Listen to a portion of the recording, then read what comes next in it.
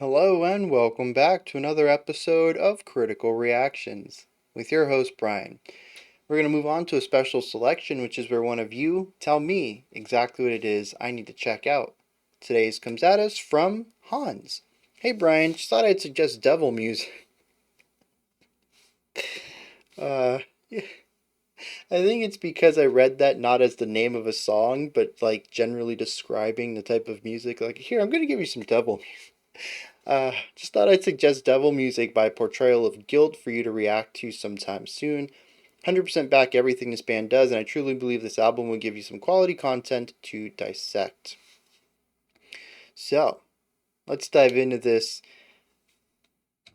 I see this is a 2023 album.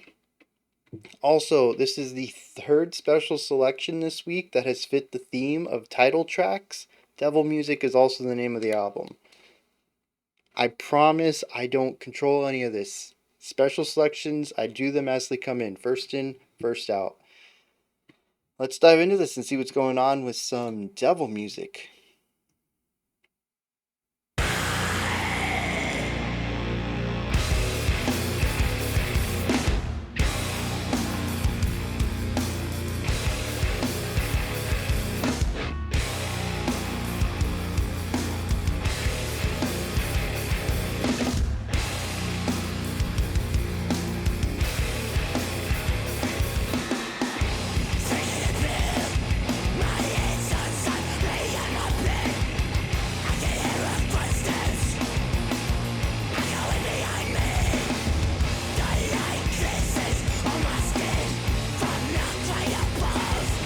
Yeah, volume-wise, this is bonkers.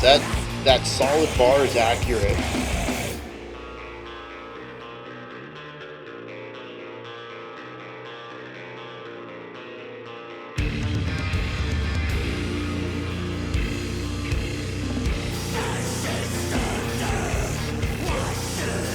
Interesting.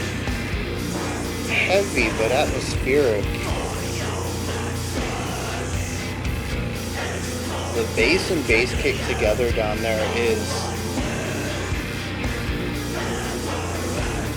a meaty sounds.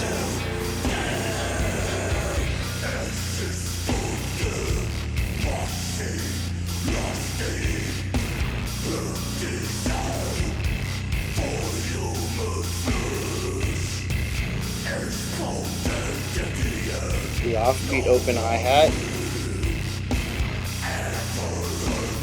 If this were twice as fast, it would have a totally different feel to it. See, this is what I was expecting given the overall sound of the song.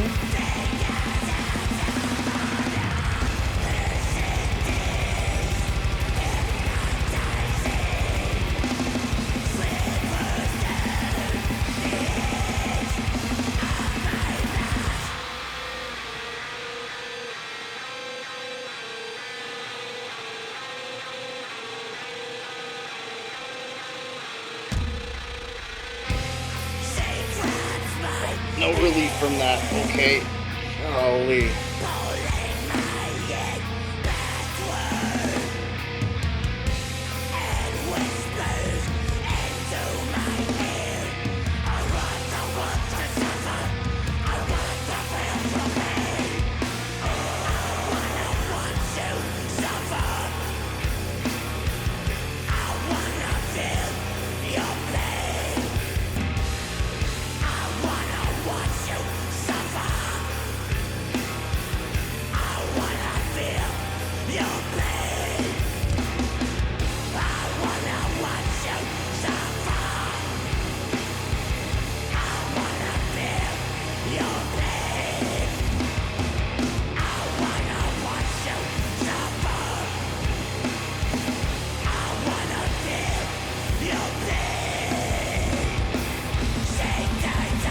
Yeah, so 12 beat phrases there. That's what was odd.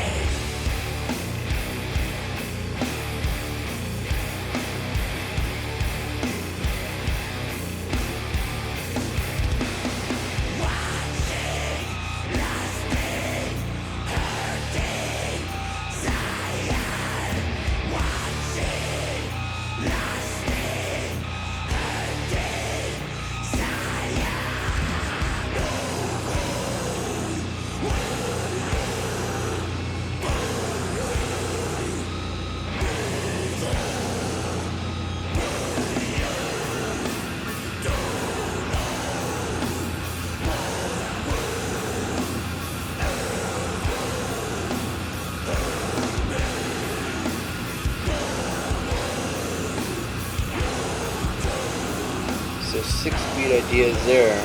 Not in groups of three though. 4 and 2 alternating.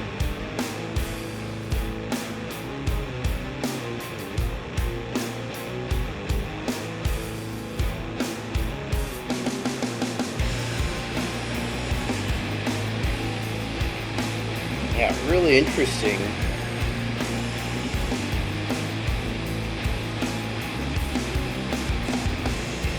So a 9 beat idea followed by a 7. Still 4/4, still 16 beats, but disjointed.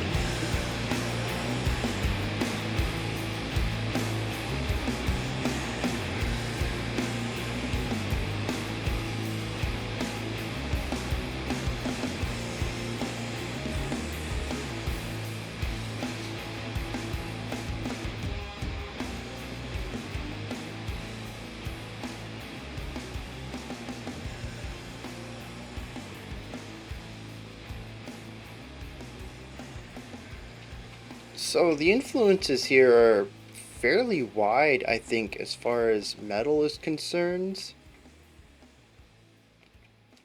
It combines black metal with new metal in some places, and I think I'm going to get some flack for that, but I really do feel like a lot of this follows the same ideas as maybe even specifically Korn. If Korn went for less of a mainstream sound production wise, but the bass tone, the way that the drums play around with the bass, the rhythmic ideas that we hear throughout this, um, very, very corny. But it's paired with the extremism of sound and texture that we would get out of something like black metal, while also going with whatever genre makes the screechy, dissonant stuff a core aspect of their music. I'm thinking of bands like Chat Pile. Is that it? Um, I don't know. Like I said, there's a bit of influence from all over the music realm. Um, And through that, we also get a series of ways that the instruments are utilized, the way the composition is focused on, whether it's something that's more rhythmic or something that's a bit more textural. And so we do get some sections that are groovy that feel like we have a type of rhythm to it. And we have other sections that are purely atmospheric, where the melody and maybe even the notes themselves are not very important at all. It's really about the texture. It doesn't matter what notes would have been chosen as long as they achieved this sound.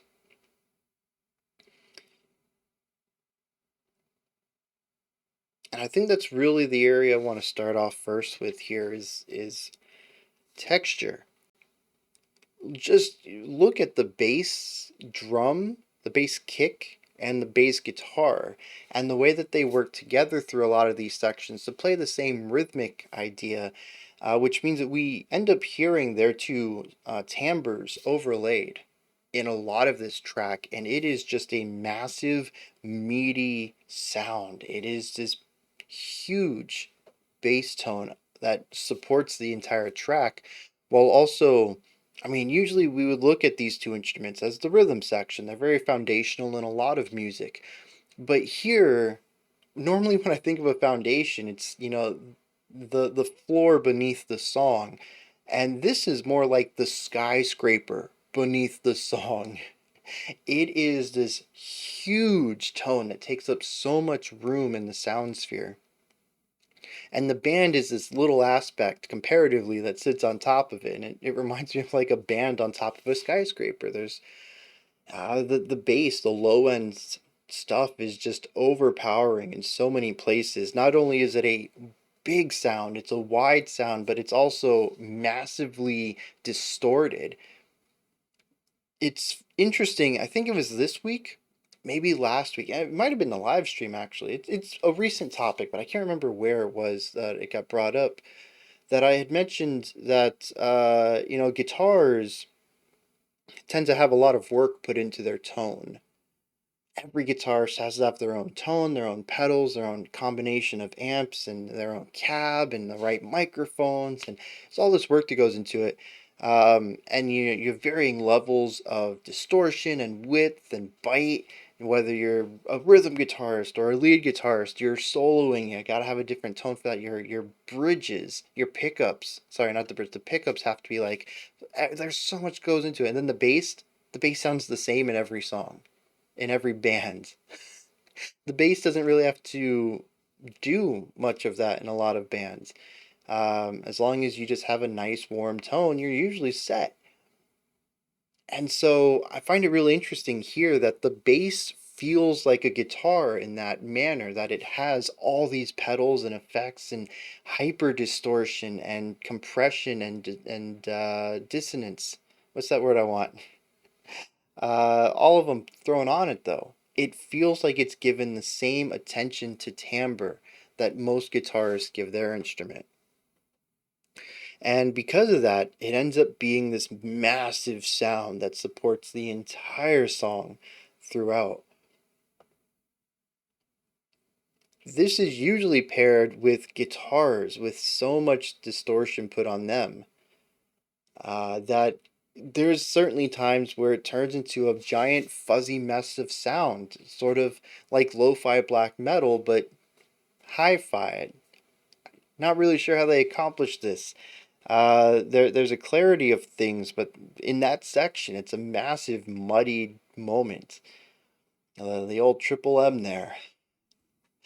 And what's interesting is that I can still try to force out a single sound, but I still, even when I do that, I have a tough time hearing the notes in those sections. It really falls into a lot of the trappings of lo-fi black metal, where you get more of the texture than the notes themselves. And I think it's important that we don't really have notes.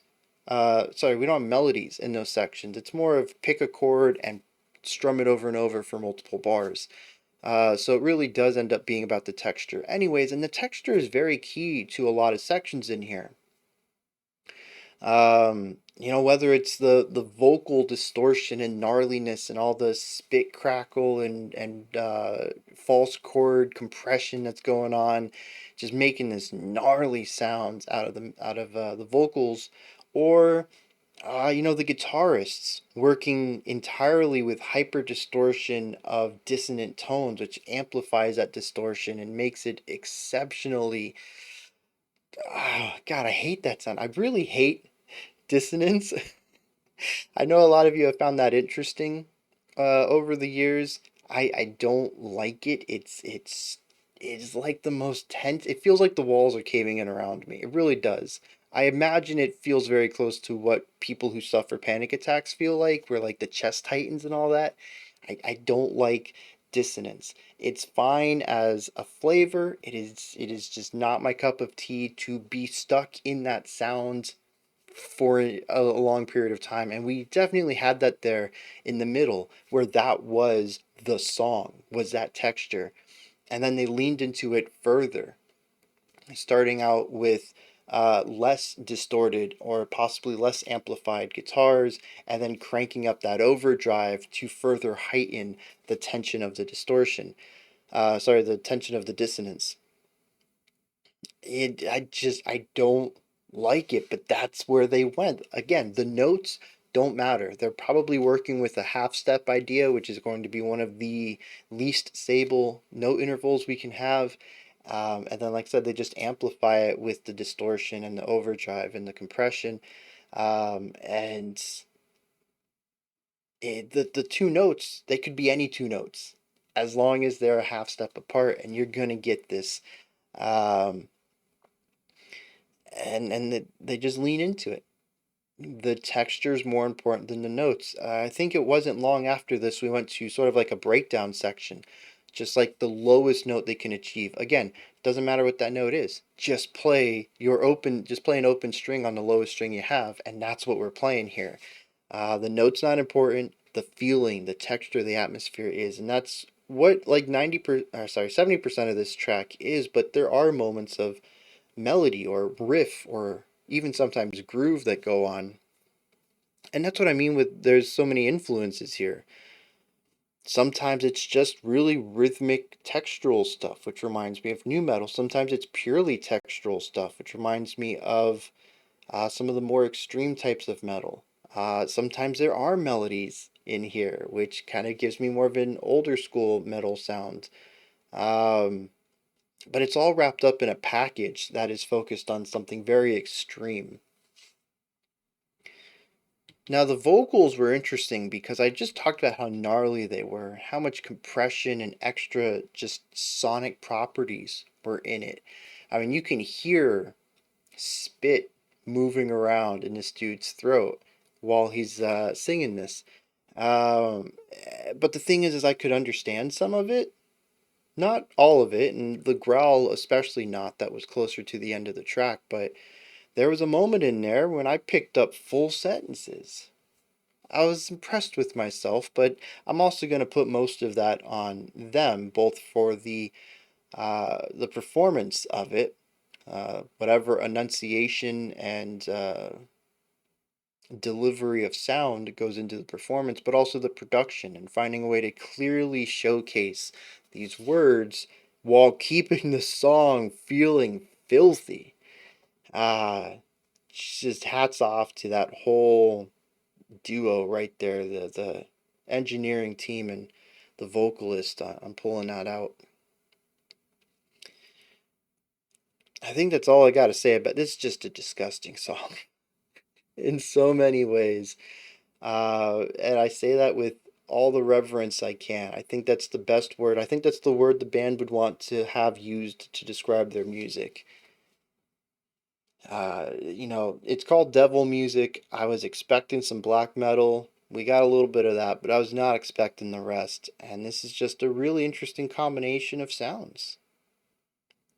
So, against my better judgment, knowing some of the lines that I heard in this song, let's check out the lyrics.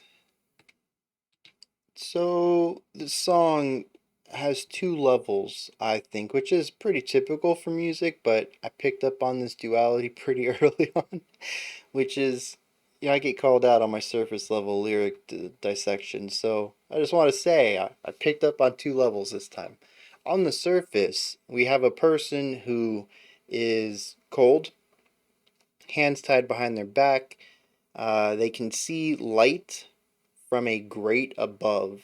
So they're underground or held in some sort of a prison, possibly. Definitely held captive, though. And somebody walks in behind them and burns them with a cigarette. Um, and then this person is grabbed by the hair, and the other person whispers in their ear, "I want to watch you suffer. I want to feel your pain." And then uh, she reveals her broken wings. And that's how the song ends. We're kind of given an introduction to the events that are about to happen. It's kind of the vibe I'm getting here. But there's one interesting line in here that I think pulls away from this, as well as another word that I think alludes to something a bit deeper. There's only 12 or so lines in the whole song, and despite the limited amount of story being told here, two of those lines are the same. They thought that we don't have a lot of words to say, but we're still going to take up one whole line to repeat something. And that makes me think there's emphasis on it. It says, "No one will ever hurt me the way you do." This is told from the narrator's perspective. This is not something that uh, the woman who comes in says. So it's not just a random person held captive by another random person. There is these two people know each other. There's another line that says, "She stood there, watching, lusting." Again, alluding to something more than just the pain and torture that this event is. And it makes me think that this is somehow supposed to be a metaphor for the relationship between these two people, whatever that might entail. I don't know what all it's supposed to mean, but I am seeing another layer there. And, you can interpret that however you want. It could definitely be one sided, it could be an abusive relationship. Uh, you know, there's so many ways to read into this, but it definitely seems that this is a metaphor for something going on between these two.